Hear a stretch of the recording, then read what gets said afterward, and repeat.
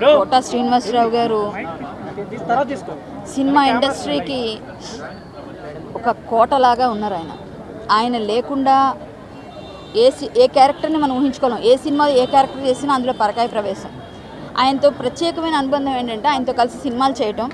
Cinema చేసేటప్పుడు శుక్రవారం నాడు ఒక సినిమా చేస్తున్నాం, ఇదే ఫిల్మ్ నగర్లో షూటింగ్ అవుతుంది. ఆ చివర ఆ రోజు శుక్రవారం నా రెమ్యూనరేషన్లో ఇదిగోండి అని చెప్పి మాకు అందరికీ ఆడవాళ్ళందరికీ 500 రూపాయలు నోట్ ఇచ్చి మీరు దాచుకోండి, మీకు మంచి జరుగుతుంది, మీరు గాజులు వేయించుకోండి అని చెప్పారు. మంచి సంస్కారం, అసలు తెలుగు భాషాభిమానం. నేను ఎప్పుడు రెగ్యులర్గా వస్తాను వాళ్ళ ఇంటికి, రెగ్యులర్గా వచ్చి ప్రతి పుట్టినరోజుకి వస్తాను, మామూలుగా కూడా ఇటు వెళ్తుంటే వస్తాను. ఎందుకంటే పెద్దవాళ్ళని పలకరించాలి.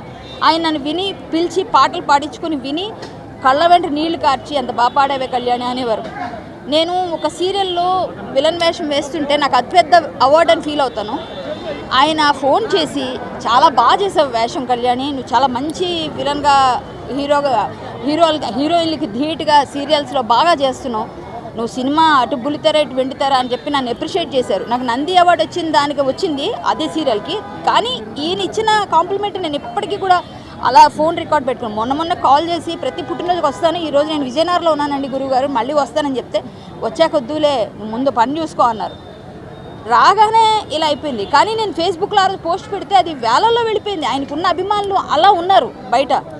ఈరోజు ఇంత బాధాతప్త హృదయంతో మా ఆర్టిస్టులు అందరూ కూడా సినిమా ఇండస్ట్రీలో ఆయన మాకు ఒక లెజెండ్, ఒక రీప్లేస్మెంట్ లేని నటులు ఎవరైనా ఉన్నారు అంటే అందులో ఫస్ట్ ప్లేస్లో ఇప్పుడున్న తరానికి కోట శ్రీనివాసరావు గారు.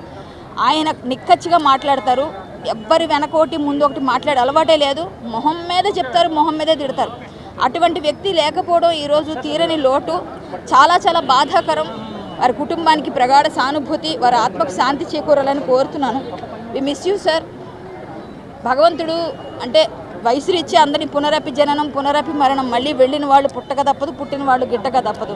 తెలిసినప్పటికి కూడా ఒక మనిషి ఆత్మీయుడు ఇంట్లో మనిషి వెళ్ళిపోతే ఎంత పెయిన్ ఉంటుందో అంత బాధ ఉంది. మాకు రెగ్యులర్గా వచ్చి ఫిల్మ్ నగర్ వస్తే కోటగారింటికి కలవకుండా వెళ్ళను, ఈరోజు ఇక్కడికి వస్తే ఆయన కనిపించరు, చాలా బాధ.